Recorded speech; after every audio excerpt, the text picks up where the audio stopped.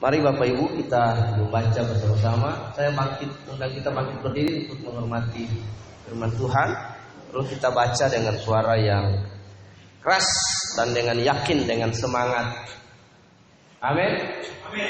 Iya, karena saya di sini kurang enak badan, batuk, flu, pilek, tapi semangat. Anda yang sehat semangat juga. 3 ya. Sebab itu juga kami berusaha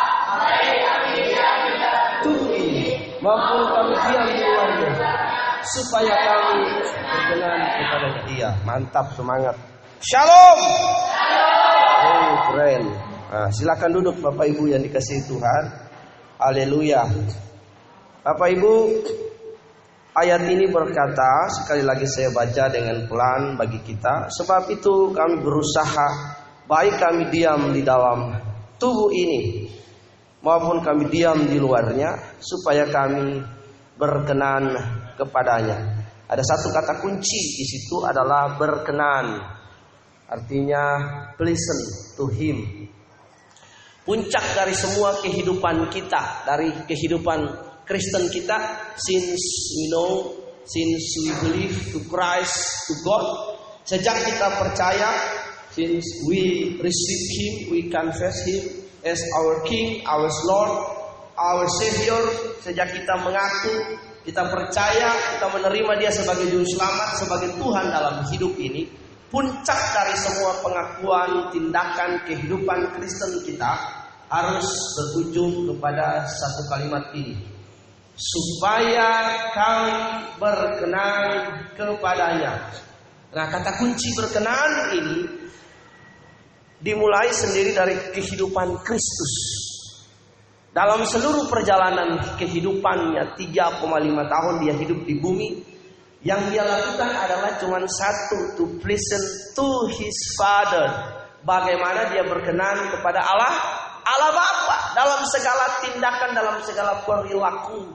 Kehidupan Kristus during his serve on the earth, dalam dia melayani di bumi ini, dia selalu berkenan kepada Bapa. Nah, ini jugalah yang menjadi puncak dari kehidupan kekristenan kita. Semua yang kita kerjakan nanti, semua yang kita lakukan nanti berkenan. Kata berkenan artinya menyenangkan, dapat diterima oleh Allah. Diterima oleh Allah, dipandang baik oleh Allah. Bapak Ibu yang dikasihi oleh Tuhan Yesus, lihat di situ. Diterima, dipandang baik oleh Allah. Kemarin kita belajar tentang Yakobus 2 Korintus pasal yang ke berapa? 4 ayat yang kedua. Biarlah orang memandang kami to account. Orang memberi nilai, orang melihat dulu kita, orang memandang kita, lalu orang memberi nilai dan berkata, benar, he is a good servant. Oh iya, benar, dia tuh Allah yang dia pelayan yang baik, dia hamba Tuhan yang baik, dia anak Tuhan, dia orang Kristen yang baik. Karena apa? Mereka sudah menilai, melihat, menimbang, kemudian memberi nilai, memberi harga pada kehidupan kita, menimbang, melihat. Ya, selama saya kasih pernyataan kemarin ke anak didik di tempat ini, Doni Deni, ini saya lihat. Oh iya, tapi masih lihat dulu, masih menghitung, melihat. Tidak pulang karena orang tua tidak jemput saya untuk sementara waktu. Nah, nanti saya tahu ya kan panas-panas tai ayam, kan? Melihat, menimbang, memutuskan untuk 2 hari 3 hari ini mereka baik. Iya kan? Karena enggak pulang. Bukan enggak pulang, bisa pulang tapi orang tua jam. Lihat, kembali lagi intermezzo. Supaya kami berkenan kepadanya. Lihat di situ. Saya mau memberikan sebuah analogi sederhana, tapi ini fakta, sejarah. Nanti bisa cari di internet. Anda klik di Google di situ tentang Kasim. Jadi begini, zaman dulu di kerajaan Babilonia maupun di kerajaan di Asia, China dan di Babilonia, Timur Tengah itu mereka mengangkat yang namanya Kasim. Kasim itu abdi setia, raja. Nah, supaya Kasim itu dia tidak terlibat dengan pemerintahan, hatinya tidak bengkok, dengan kekuasaan dan lain-lain sebagainya, maka dia dikebiri yang laki-laki. Kasim yang laki-laki itu dikebiri. Tahu dikebiri ya? Dikebiri. Yang laki-laki dikebiri supaya apa? Nanti saya kasih tunjuk gambarnya, bisa cari aja di Google HP. Dikebiri supaya dia hanya melayani rajanya saja. Dia tidak pusing dengan perempuan, dia tidak pusing dengan masalah seks, dan dia tidak punya keturunan. Jadi dia hanya melayani raja. Sampai satu kalimat ini bisa keluar dari mulutnya. Kalau raja berkenan, maka kepalaku aku berikan kepada raja. Itu kasih. Jadi sampai kalimat itu muncul. Kalau raja berkenan, maka kepalaku aku berikan kepadamu. Bagaimana dia berusaha untuk menyenangkan hati tuannya. Nah, dalam kaitan dengan kekristenan, Tuhan Yesus itu disebut Tuhan, majikan dan master. Dia bukan sebatas Tuhan. He is God. Dia Tuhan. Lebih dari itu, bagi kita, dia adalah majikan, sesembahan Tuhan. Kita ini hamba. Bapak Ibu dan saya dibeli lunas. Bukan hasil usaha Bapak Ibu, bukan hasil usaha kita. Kita selamat karena iman kepada Kristus, anugerah. Lihat di situ. Dia beli kita. Jika dia berkata, "Tetelestai, finish." He pay us. Dia membayar kita. Kita yang tergadai oleh kuasa dosa kutuk itu dibayar dengan nyawanya, dengan darahnya. He redeem us. Dia menebus kita. Kita yang dulu jadi budak dosa akhirnya ditebus. Kita dibawa kepemilikan yang baru. Who is our master? Siapa Tuhan kita yang baru? Tuhan Yesus. Tuhan Yesus digunakan kata Tuhan itu, lihat situ. Huios.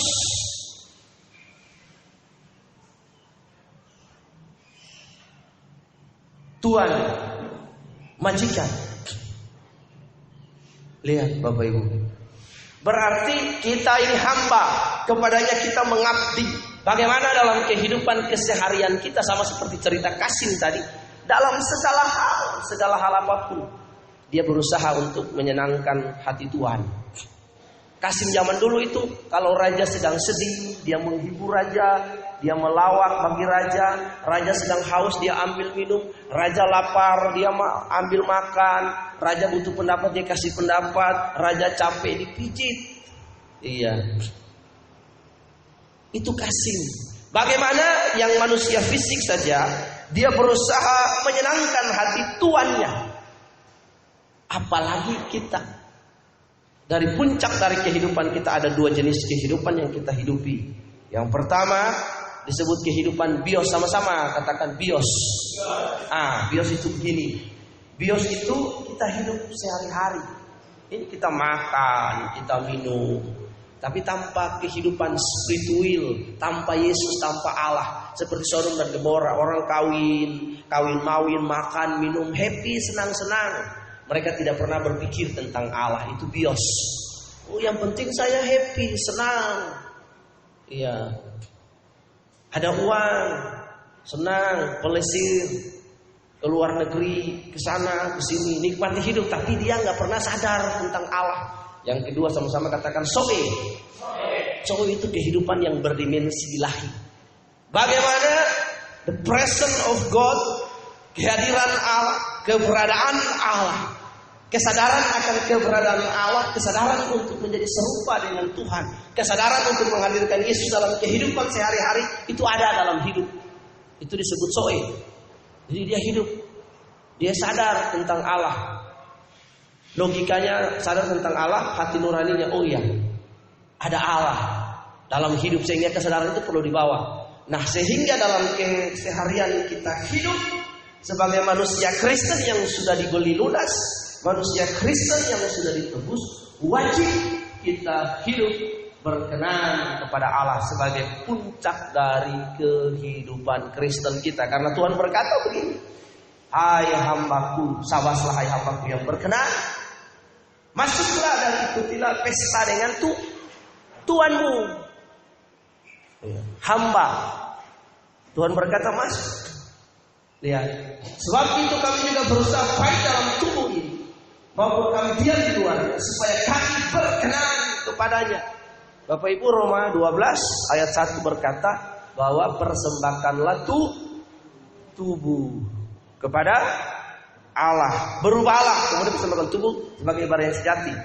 Nah, kadang-kadang kan lucu kan orang sering nyanyi, ku berikan hatiku dan jiwaku semuanya bagimu. Kan dia nyanyi, ku berikan hatiku dan jiwaku. Nah, kalau kita nyanyi lagu itu harus punya kesadaran penuh. Jangan kita nyanyikan gombal. Oh, gombal ya. Hati-hati loh, Tuhan digombalin. Ku berikan hatiku. Tuhan digombalin. Tuhan bilang, benar. Lu berikan hati lu. Iya. Jangankan hati. Iya.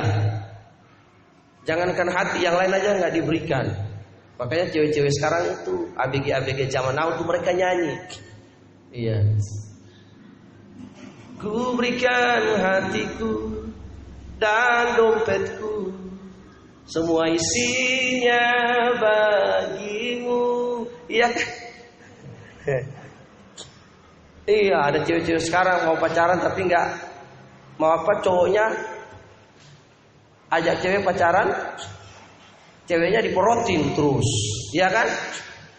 Kalau cowok ajak cewek pacaran, cowok yang bayar, nanggung bis. Kalau cowok yang ajak, jangan situ bilang bayar dulu ya. Wah, bakalan susah dulu hidup sama laki-laki model begitu. Iya, hati-hati yang besar-besar ya. Kalau pacaran besok ditajak kemana semuanya disuruh kamu bayar dulu, makan bakso dia kamu yang bayar, naik bis kamu yang bayar, semua kamu yang bayar. Wah, susah hidupmu nanti. Ya, kamu bukan jadi kamu bukan jadi istri, tapi kamu jadi tulang punggung. Capek jadi tulang punggung, bongkok nanti. Ya, laki yang jadi tulang punggung. Laki yang cari nafkah ya. Lihat di situ. Jadi berkenan memberikan hidup ini. Di dalam hidup ini, dalam tubuh yang fana ini, sebenarnya tubuh ini, kita punya tubuh ini, ketika nafas berhenti terputus, maka tubuh ini akan rusak dalam beberapa jam. Dalam 8 jam ke depan, gigi rontok, rambut, kulit terkelupas, pembuluh darah pecah, bau busuk keluar dari tubuh. Itu proses metabolisme tubuh dalam tubuh hancur. Kenapa?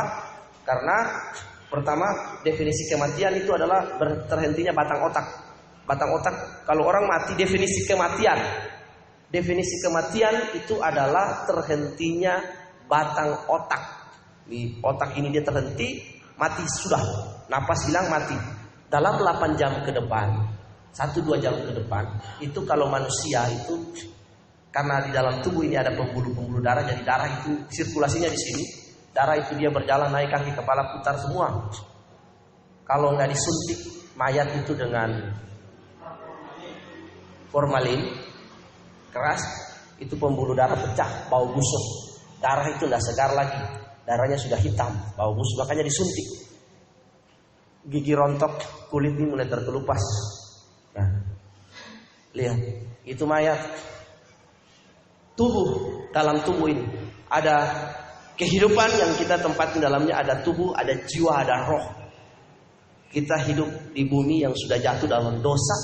Bagaimana kita berkenan kepada Allah. Itulah sebabnya kita mematikan keinginan daging yang disebut sarkos. Keinginan mata, satu. Keinginan pencobaan itu bukan dosa ya. Pencobaan. Kalau kita dicobai itu bukan dosa. Tapi ketika kita membuahi pencobaan itu baru dosa. Itu harus ditahu dulu. Pencobaan bukan dosa, tapi ketika kita memenuhi pencobaan itu, membuahi pencobaan itu, maka kita menerima pencobaan itu dosa. Contoh, Yusuf ditawar sama tante Potifar, iya kan? Tidak ada orang lihat, sunyi, Kesempatan terbuka, yang tawar si tante Potifar, tapi Yusuf lari. Jadi kalau pencobaan itu datang, cuk, ayo cuk, iya, yuk cuk gitu, iya, kan dipanggil Mang Ucup, cuk, ayo cuk. Nah, Yusuf bilang, oh enggak tante, saya takut. Ya, tante sudah punya suami. Yusuf lari. Kalau Yusuf bilang, oke tante, let's go, come on, wow, bahaya nanti, ya kan? Nah. Jadi begini, kita berjuang dalam tubuh ini. Kita berjuang, manusia sudah jatuh dalam dosa. Kita sudah percaya Tuhan Yesus, kita berjuang. Nah, kita mengerjakan keselamatan itu dengan takut dan gentar akan juang. Tuhan Yesus mati di atas kayu salib bukan lantas saudara sempurna masuk surga, enggak seperti itu. Kuasa dosa dan kuasa maut sudah dikalahkan. Manusia berjuang untuk mengerjakan keselamatan dengan takut dan gentar. Berjuang dalam pengertian menjadi sempurna serupa dengan Tuhan. Kalau Tuhan Yesus mati langsung lantas kita berbuat dosa terus lalu, oh ya apa bikin dosa, merokok, minum, mabuk, berzina, nanti kita masuk surga. Itu salah besar. Guna apa dia mati kalau model kayak begitu? Kuasa dosa mutlak sudah dikalahkan. Kita diberikan kemampuan otoritas Roh Kudus untuk mengerjakan keselamatan, untuk berjuang hidup suci, berjuang hidup benar, berjuang berkenan kepada Allah. Dalam segala hal yang kita lakukan, puncak dari kehidupan kita adalah kita berkenan kepada Allah. Dalam Roma bilang tadi, kita mempersembahkan tubuh kita kepada Allah. Kemudian di situ dikatakan berubahlah oleh pembaruan budi. Ada rasa, ada keinginan, ada karsa. Bagaimana pikiran kita menjadi serupa dengan pikiran Kristus. Itulah sebabnya Filipi berkata, pikirkanlah perkara-perkara yang di atas, bukan yang di bawah, di mana Kristus dia. Nah, Bapak Ibu perhatikan. Supaya kita dapat berkenan, berubahlah, to change. Ada dua perubahan, dua transformasi. Nah, transformasi yang pertama disebut transformasi sempurna. Biasanya transformasi sempurna itu selalu disimbolkan dengan kupu-kupu. Wah, Rasulullah sudah ngantuk ya. Jangan perhatikan, jangan ngantuk. Disimbolkan dengan kupu-kupu atau butterfly, karena dia sempurna. Dari apa? Pertama, telur. Kedua, larva. Ketiga, nimfa. Keempat, kepompong. Oh, masa? Salah ya? Kepompong ulat. Ulat kepompong, kupu-kupu. Sempurna kan prosesnya? Jadi dalam proses kehidupan Kristen kita harus berjuang dari satu fase ke fase yang lain. Manusia yang tadi kita berdosa ini, pikiran kita dianoia, kotor dan lain sebagainya. Ketika kita percaya Yesus, kita minta Roh Kudus urapi aku. Penuhiku dengan hadiratmu, urapiku dengan minyak kudusmu. Roh Kudus mengurapi kita. Setiap hari kita minta supaya pikiran kita waras. Jangan berpikiran jelek, jangan berpikiran negatif. Amin. Iya, minta sama Tuhan urapi. Iya. Tiba-tiba jalan Pantai Putih. Langsung, haleluya. Saudara tahu di Pantai Putih ya? Tuh Oma punya rumah di Pantai Putih. Tuh James. Ya Om James kan di Pantai Putih kan. Bahaya kalau ke Pantai Putih. Kayak tumpang tangan dulu di sini. Ada orang dari Papua, dari Irian. Dia belum pernah, padahal saya tinggal di Irian. Saya tinggal di Papua lama. Jadi Papua tuh orang-orang pakai koteka, mama yang sakit TBH itu saya biasa. Ada orang dari Papua ini, dia datang lewat Pantai Putih. Dia bilang, kita mau kemana ini Bapak? Ayo pun tenang saja, kita jalan-jalan. Ini Pantai Putih, kalau ke Bali kalau tidak ke Putih, benar-benar ke Bali. Oh begitu ya? Oh iya, Pantai Putih. Oh, lewat tiba-tiba bule lewat ke sini. Gitu kan? Langsung dia bilang, haleluya. Oh, dari Yesus. Uruskan mata Tuhan. Dia tumpang tangan. Sepanjang jalan itu orang tidur di situ. Nah, perlu menjaga pikiran kita, hati kita, imajinasi kita supaya menjadi imajinasi yang kudus. Jangan sebentar pergi ke kuti langsung lihat.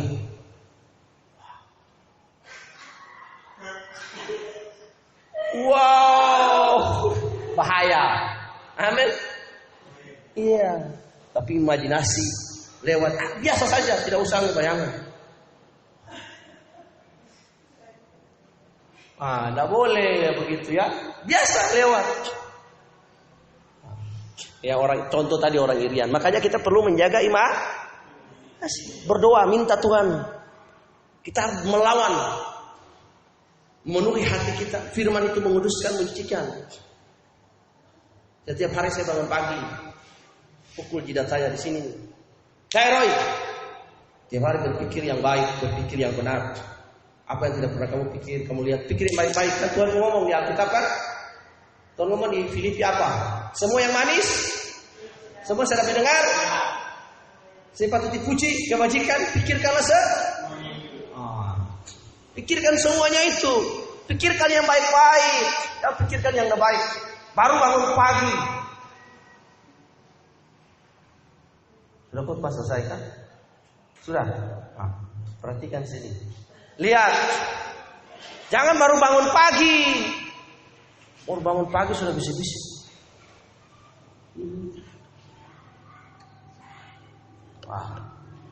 Bangun pagi itu shalom, selamat pagi. Pikiran kita dipenuhi dengan sesuatu yang baru. Berpikir yang buruk, pikir yang negatif, rugi-rugi sendiri. Anggap saudara taruh, coba bayangkan pakai logika sederhana. Anda ambil tempat sampah itu praktek besok ya, taruh satu wadah, nasi sisa, makanan sisa, sampah semua taruh di situ. Dalam jangka 1 hari itu belatung ulat naik. Nah, begitu juga dengan hal-hal yang buruk kita cekok ini di sini, semua. Nanti hal-hal yang buruk, kalau hal yang buruk kita masukin semua dalam hati kita lihat ini. Tidak ada baiknya kalau kita lihat ini. Semuanya jelek. Iya. Tapi kalau kita udah taruh hal-hal yang baik, kita lihat ini, cekek saja. Iya, hal-hal yang baik, pintar, anak Tuhan. Kita taruh pandangan yang baik, dia ciptaan Allah. Itu kan yang baik kan? Kita sudah taruh di situ hal yang buruk. Makanya Tuhan bilang apa tadi? Berubah oleh pembaruan budi. Yang kedua, metamorfosa, berubah tadi dari Roma 12. Metamorfosa tidak sempurna. Contoh kecoa. Kecoa itu dari larva petelur langsung jadi kecoa. Lalat. Itu habitat kecoa, habitat lalat di mana? Makanan sisa bro, sampah, jorok, kupu-kupu. Habitat di mana? Bunga buah. Dia isap sari bunga bisa madu. Lihat lebah juga begitu diambil. Dari madu yang bagus harum. Dia mainnya di bagus-bagus harum. Nah, karena itu Kristen kita harus Kristen yang kupu-kupu, berarti metamorfosanya sempurna, bukan Kristen kecoa. Nah, lihat kalau Tibor malas, kurang baik, atau tidak berbagi dengan teman, bilang hati-hati Bor, kecoa. Nah, tapi kalau Tibor berbagi, rajin, baik dengan teman satu kamar, puji dia. Hari ini kamu kupu-kupu. Iya. Kupu-kupu terus. Jangan hari ini kupu-kupu, besok kecoa. Ganti-ganti. 1 minggu kupu-kupu, minggu depan kecoa. Waduh, harusnya kupu-kupu terus. Ya, perhatikan di sini, lihat. Karena itu dalam puncak dari kehidupan kita, dalam keseharian kita, bagaimana kita berjuang untuk menjadi berkenan kepada Allah. Itu kunci kesuksesan. Ultimate goal of our Christian life adalah to listen to God. Bagaimana kita berkenan kepada Allah. Tidak ada yang lain. Kan puncak kesuksesan dari Tuhan Yesus selama dia hidup adalah dia berkata, biarlah kehendakmu yang jadi, bukan kehendakku yang jadi. Dia menyerahkan diri bagi kita. Iya kan? Karena itu dalam hidup ini saya belajar dari bapak angkat saya. Kalau saya ingin beli sesuatu, saya tidak beli. Tapi kalau saya tidak ingin beli sesuatu, saya beli. Itu untuk menipu jiwa saya. Misalnya saya ngebet ini, saya sudah punya pengalaman buruk banyak. Oh, lihat barang ini bagus, saya ingin mau beli, saya paksa beli. Saya nggak mau tahu sama mama. Dan mereka kalau saya bilang beli saat itu juga, nggak boleh bantah. Beli. Mau tahu dari mana uang dari mana, saya nggak mau tahu. Itu dulu. Beli. Boleh tanya mama. Tapi sekarang saya mau kepingin beli barang itu, itu saya suka, saya sadar. Enggak. Nanti kalau saya nggak ada keinginan untuk beli, saya beli. Itu beda. Karena manusia nih, dia belanja sesuatu bukan untuk kebutuhan, tapi keinginan. Kebutuhan beda tuh dengan keinginan.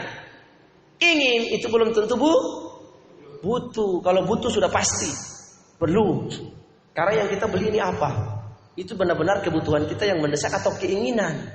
Nah, di dunia sekarang ini, dunia zaman now, banyak orang mementingkan keinginan. Sama, Kristen mementingkan keinginan, tapi bukan keinginan. Not our will, but master will. Tapi berkenan kepada, ya kata berkenan itu diterima oleh Tuhan, menyenangkan hati Tuhan. Kan kita jadi munafik. Makanya Kristen tuh kita harus logikanya juga main, rohaninya juga main. Jangan nyanyi lagu sembarangan ya. Nggak boleh. Kalau nyanyi lagu tuh kita sadar dulu. Kan ada lagu yang berkata begini. Menyenangkanmu, senangkanmu, hanya itu kerinduanku. Kan lagunya begitu kan? Amin. Coba saudara nyanyi sama-sama, kita praktek nyanyi menyenangkanmu, senangkanmu. Saudara jadi jemaat, saya jadi Tuhan. Contoh saja, memerankan, mendramatisir supaya bisa ngebayangkan. Saya kalau nyanyi di situ terus saya jadi Tuhan. Contoh, saya bukan Tuhan, saya manusia, tapi saya memerankan. Misalnya, bohong, kan gitu ya Tuhan ya. Kita nyanyi menyenangkanmu, senangkanmu, hanya itu kerinduanku. Kalau Tuhan bisa ngomong, Tuhan bilang, woi, kapan kamu menyenangkan saya? Ya kan? Nah, kalau Tuhan orang Bali, Tuhan pakai bahasa Bali, Tuhan bilang, bes, indah diketo. Iya kan? Bok-bok sajan. Iya kan? Kalau kita nyanyi lagu gitu, menyenangkanmu, senangkanmu, karena itu kita harus jujur dengan Tuhan dalam hidup ini. Terbuka. Iya kan? Kita hidup kacau, lalu kita datang hari Minggu di gereja. Haleluya. Menyenangkanmu, senangkan. Dalam gereja kelihatan kayak malaikat. Tapi di luar, Timur yang bilang ya. Iya. Di luar kehidupannya kacau balau. Hidup setan. Lihat Bapak Ibu. Karena itu, supaya kami berkenan kepada Tuhan dalam segenap hidup. Hiduplah jujur dengan Tuhan, berkenan dalam segala hal. Hidup yang tadi itu berkenan dalam kehidupan kita ini. Apa yang penting? Karena itu kekristenan itu adalah mengapa begini, mengapa begitu. Mengapa saya nggak boleh berzina? Bukan jangan berzina, tapi mengapa? Pertanyaannya mengapa, berarti itu butuh jawaban. Karena Tuhan larang, karena itu tidak kudus, itu dilarang Tuhan, itu dosa, itu kecemaran, itu perbuatan terkutuk. Amsal berkata, siapa menghampiri istri sesamanya terkutuk, tidak berakal. Orang yang berzina itu akalnya mati, nuraninya mati. Nah itu berarti dalam segala hal supaya kami berkenan. Sebab itu juga berusaha, baik kami diam dalam tubuh ini maupun kami diam di luarnya, supaya kami berkenan. Jadi kesuksesan seseorang dalam hidup ini cuma satu, dia mau berkenan kepada Tuhan. Ada pegawai lihat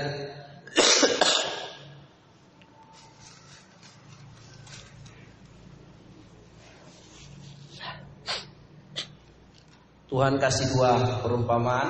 Satu perumpamaan, tuan majikan dia mau pergi jauh. Yang satu dikasih 5 talenta. Yang satu dikasih 2 talenta. Yang satu dikasih 1 talenta. Tuhan percaya. Mereka hamba-hamba yang Tuhan percayakan. Firman-Nya, Mina. Tuhan berkata, hai hambaku yang baik, aku berikan 5 talenta. Pergilah dan lipat gandakanlah talenta itu. Baik Tuhan. Yang kedua, pergilah dan gandakan uang 2 talenta. Baik. Yang 1 talenta dia lihat. Ngapain? Saya gandakan ini. Dia pergi. Lalu dia gali lubang. Dia menguburkan 1 talenta. Yang 2 talenta dan 5 talenta mereka pergi. Menggandakan uangnya. Akhirnya menjadi 10 talenta dan 4 talenta. Tuhan datang pada suatu hari yang sudah ditentukan. Tiba-tiba dia datang. Dan hamba-hambanya datang melapor. Tuhan, lihatlah. Mina atau derma yang Tuhan sudah kasih 5 talenta. Saya sudah berusaha menggandakannya dengan baik. Dan ini hasilnya 10 talenta. Tuhan berkata, hai hamba yang baik.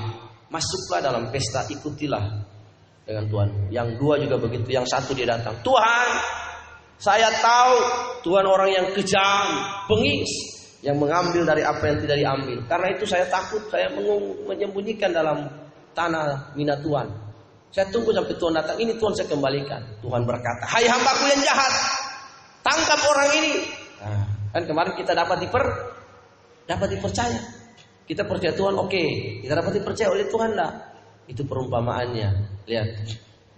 Tidak dapat dipercaya.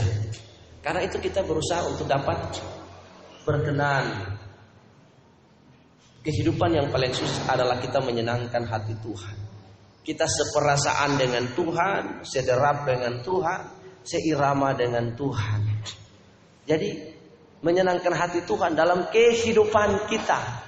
Hari lepas hari. Iya. Kan kita menjadi sama dengan Tuhan. Tuhan Yesus. Dalam kehidupan keseharian kita. Supaya kita berkenan kepadanya. Kata berkenan belasan kali ditulis dalam Alkitab. Dia memiliki kesadaran dengan kehendak Tuhan. Ya, lihat. Berkenan. Bayangkan kalau kita menghadiri seorang raja, ratu Inggris berkenan menerima dan memberi gelar bangsawan kepada Doni. Akhirnya dipanggil Sir Kadek Doni. Ya, Sir itu artinya tuan, gelar ksatria. Atau Raja Sultan Yogyakarta lah berkenan memberikan penghargaan karena dedikasinya kepada budaya dan lain kepada Timotius Deru. Akhirnya di depannya dikasih KMRT. Iya. Kanjeng Mas Tumenggung. Wih, KMT kan Kanjeng Mas Tumenggung Tibor siapa gitu kan? Dikasih. Ya, berkenan mau menerima. Diterima kita. Gak gampang loh diterima oleh Tuhan. Jangan pikir kita sudah Kristen lalu kita gampang diterima oleh Tuhan. Siapa bilang? Gak gampang. Kita diterima oleh Tuhan. Oh, saya sudah Kristen, pasti Tuhan terima saya. Omong kosong. Tuhan bilang apa? Orang yang percaya kepadanya diberi kuasa menjadi anak Allah. Percaya itu apa? Bukan percaya saja. Kamu percaya Yesus? Percaya. Kayak ada penginjilan suatu saat untuk orang di pulau ini. Bapak percaya sama Tuhan Yesus? Oh percaya Pak. Tetangga saya itu. Oh Bapak masa tetangga? Iya kan dari timur Pak dia. Timur Leste kan dia. Oh ternyata dia punya namanya Martinus de Jesus. Iya orang Timur Leste. Waktu itu kan mereka di Atambua lalu datang ke Bali, tinggal di Palasari sana. Bapak pasti Yesus menyembuhkan Bapak. Oh saya tapi biasa aja Pak dia. Bapak kenal dia? Yesus kenal. Siapa? Tetangga saya Pak. Masa? Iya. Yakin Pak? Teman-teman yang pendeta lain bingung. Yakin? Iya, orang di tetangga saya Pak kan dari Atambua dia Pak, kan sudah pulang dari timur-timur kan tidak diterima mereka. Oh, baru kita sadar, oh benar ternyata Martinus de Jesus. Ya, orang Timur Leste. Yang tinggal di Kupang pasti tahu kan di Atambua kan, pendatang-pendatang mereka kan nama de Jesus, de Maria, iya kan? Marga-marga begitu. Jadi dipikir oh iya Tuhan Yesus, padahal dipikir Tuhan Yesus tetangga saya. Kita menginjil orang Bali pas tetangganya Martinus de Jesus. Wah, tak apa-apa Tuhan Yesus pasti menyembuhkan. Oh iya, saya tahu Pak Yesus Pak, baik sama saya orangnya Pak, rajin. Kita bingung dia. Ternyata ditanya sama pendeta-pendeta yang lain, teman-teman penginjilan. Oh gitu ya, Yesus yang mana nih Pak? Tetangga Pak, ini di sebelah kan dia dari Atambua Pak. Wah, kita langsung pikiran jalan. Oh, pengungsi Timur Leste itu. Namanya Martinus de Jesus. Jadi seperti itu Bapak Ibu ya. Supaya kami berkenan kepada Tuhan Yesus dalam segala hal, dalam segala hidup kita. Mari kita baca ayat yang ke-10. Gila. 2 Korintus 5 ayat yang ke-10. Sebab kita semua harus menghadapi tahta pengadilan Kristus. Lihat, semua kita. Jadi Bapak Ibu, orang Kristen kalau mati dia nggak langsung ke surga. Ya, saya tidak mau membohongin jemaat. Pendeta banyak bohongnya yang di ibadah pemakaman. Ibadah pemakaman pendeta bilang, oh haleluya hari ini sudah bersama dengan Bapak di surga. Siapa bilang? Pendeta nggak baca Alkitab. Nanti dia ditaruh di satu tempat namanya intermediate state, di tempat yang nyaman. Nanti setelah pengadilan Tuhan Yesus, kita dihakimi, kitab kehidupan itu dibuka, diadili dulu. Setelah diadili baru Tuhan berkata yang benar masuk surga. Ya kalau langsung masuk surga, pengadilannya kapan? Benar kan? Iya, jadi mau masuk surga bukan langsung kita mati sudah surga. Jadi pendeta kita jangan bohong umat. Saya ngomong yang benar. Adik saya mati di Ambon juga saya bilang begitu. Dia belum di surga. Mama saya juga belum di surga. Dia pasti masuk surga, tapi dia harus dihakimi dulu. Siapa kita jamin jemaat masuk surga? Saya tidak jamin jemaat saya masuk surga. Nanti mati langsung masuk surga, enggak. Anda benar, hidup benar, setia saja. Nanti setelah Anda setia, Anda hidup benar seperti Tuhan Yesus, sungguh-sungguh beriman kepada Dia, tidak murtad dalam hidup ini, nanti diadili dulu. Kitab kehidupan dibuka. Iya. Baru situ, nih Nyoman Ayu Triwantini, cantik molek misalnya. Masuk. Malaikat buka kitab kehidupan. Misalnya dibuka. Dimulai dari 1 Januari 2018. 1 Januari 2018 membagi berkat kepada tetangga. Bagus. Iya. Jengkel kepada suami. Kurang bagus. Iya. Iya kan? Apalagi masuk berikutnya, oh dipertimbangkan. Iya. Lain. Masuk Timor. Masuk menolong tetangga. Bagus. Rajin misalnya saja contoh yang pengadilan kok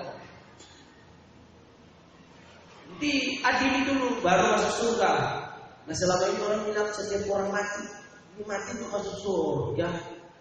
Kita harus jujur dengan jemaat. Firman mengatakan demikian, harus demikian. Kita tidak boleh menghibur hati jemaat dengan menipu mereka yang berkata, oh tenang, sudah bersama damai dengan dia di pangkuan Bapa di surga. Siapa bilang? Jadi pendeta itu mengatakan A, B, D. Memang jemaatnya bersedih karena ditinggal mati. Tetapi kita harus kasih tahu jujur. Selama dia hidup dia berbuat baik, mati dihakimi. Karena manusia dihakimi berdasarkan perbuatan. Hati-hati, rajinlah berbuat baik. Karena kita berbuat baik karena kita sudah diselamatkan oleh Tuhan Yesus. Kita tidak diselamatkan oleh perbuatan baik. Kita diselamatkan oleh anugerah. Tapi karena kita diselamatkan sudah diselamatkan oleh anugerah, kita rajin berbuat baik. Dengan berbuat baik kita sudah berbuat baik, dan itu berbuat baik itu kita akan yakini berdasarkan perbuatan-perbuatan kita.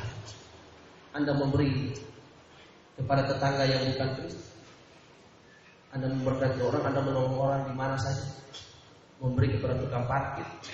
Saya sekarang beri kepada tukang parkir itu 5.000 ke atas. Benar, saya nggak sombong, bukan saya ngomong ini lalu saya sombong. Memang itu iman saya. Kalau ke Denpasar itu mampir di mana tempat makan, saya lihat pagi-pagi, aduh dia belum makan. Lalu saya menempatkan diri saya, kalau saya jadi tukang parkir, saya selalu begitu.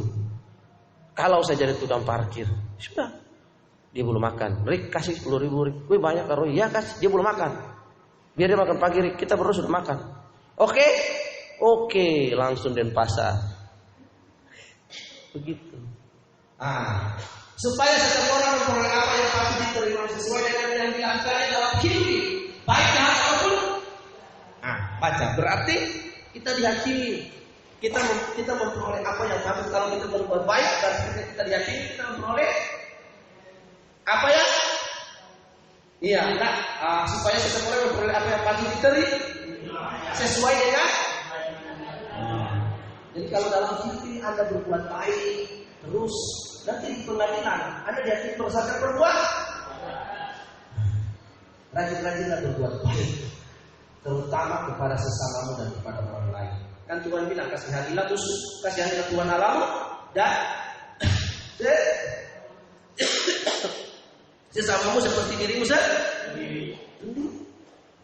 Lihat, sebab kita semua menghadap tahta pengadilan Kristus. Jadi menghadap tahta pengadilan dulu kita sudah mati ditampung, nanti sampai terus datang baru ada pengadilan Kristus, lalu kita diyakini manusia semua diyakini kita kehidupan anak domba dibuka.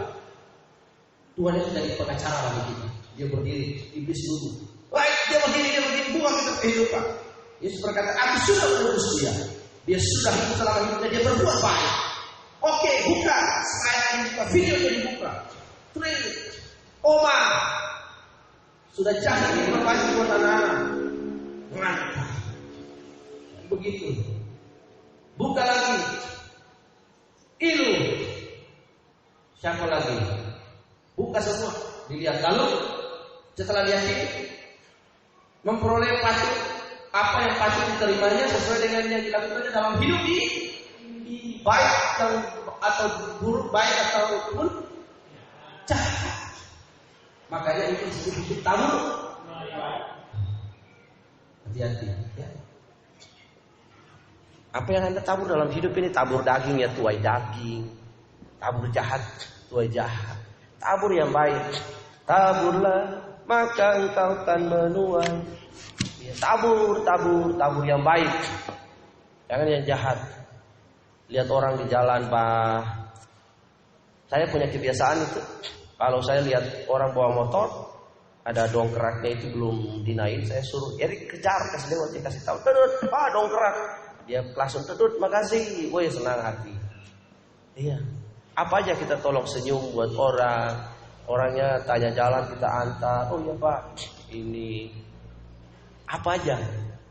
Jangan dipikir kalau perbuatan baik itu kalau kasih barang, uang, baru itu disebut baik. Enggak. Orang tanya jalan tersesat kita antar.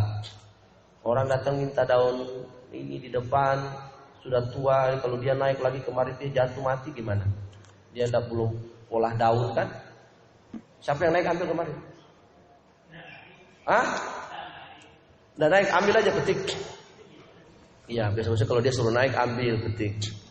Nah gitu. Tolong ringan tangan. Apapun yang kita kerjakan itu pasti dihitung. Iya, lihat yang baik maupun yang jahat. Hati-hati loh. Yang jahat-jahat sama orang dihitung loh. Iya, hati-hati dalam kamar. Iya. Dalam kamar kalau makan ada buah makan banyak, dapat berkat banyak, nggak berbagi, kasih tahu aja dia. Saya nggak minta ya, tapi hati-hati lu.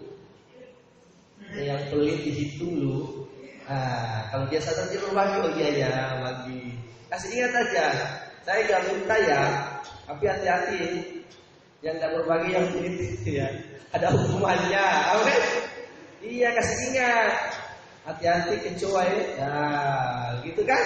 Hati-hati kupu-kupu, bilang sama satu kamar.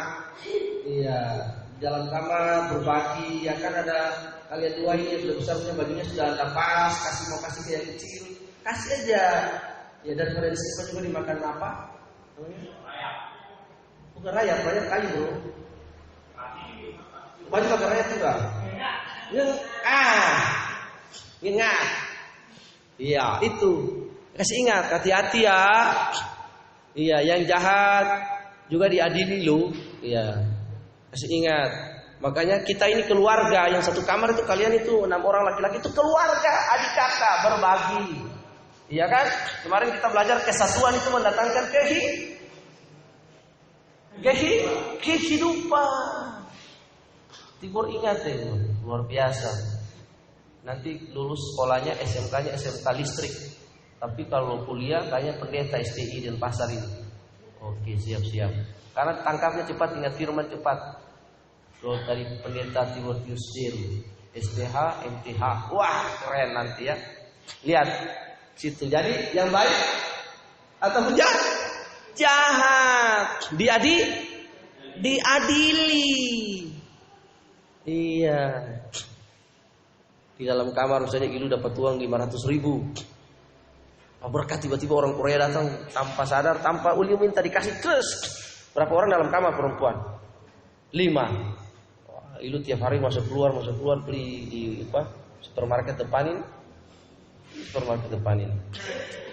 Masuk keluar belanja, dilihat sama Roslin, sama Risna, sama Ilu, sama Koma. Enak ya lu ya, enak dong, itu dikasih. Iya, tapi tidak pernah berbagi. Kalau saya 500.000 ya, 20.000 saya kasih ke mereka berlima. Ini nih kak, 20.000. Wih itu baik sekali. Iya dong, kan saya tidak mau dihakimi. Wah, kan keren kan? Iya, kan saya tidak mau dihakimi ya kan? Nanti surga dibuka, terus slide-nya. Ilu, 500.000 dapat dari Korea. Dilihat lagi, tapi tidak berbagi. Kenapa tidak berbagi? Tuhan lihat, kamu punya saudara itu 5 orang ya. 4 orang di dalam itu semuanya dongkol dan ngiler. Iya, kamu tidak memenuhi rasa ngiler mereka. Iya, itu jadi dosa. Ya, itu intermezzo ya. Jadi Bapak Ibu sederhana sekali, puncak dari kehidupan Kristen kita adalah kita berkenan kepada Tuhan, supaya kita semua harus menghadap tahta pengadilan Kristus, supaya setiap orang memperoleh apa yang patut diterimanya. Harus yang kita terima itu yang patut adalah kita masuk dalam kerajaan Bapa, bukan di luar dicampakkan ke dalam api.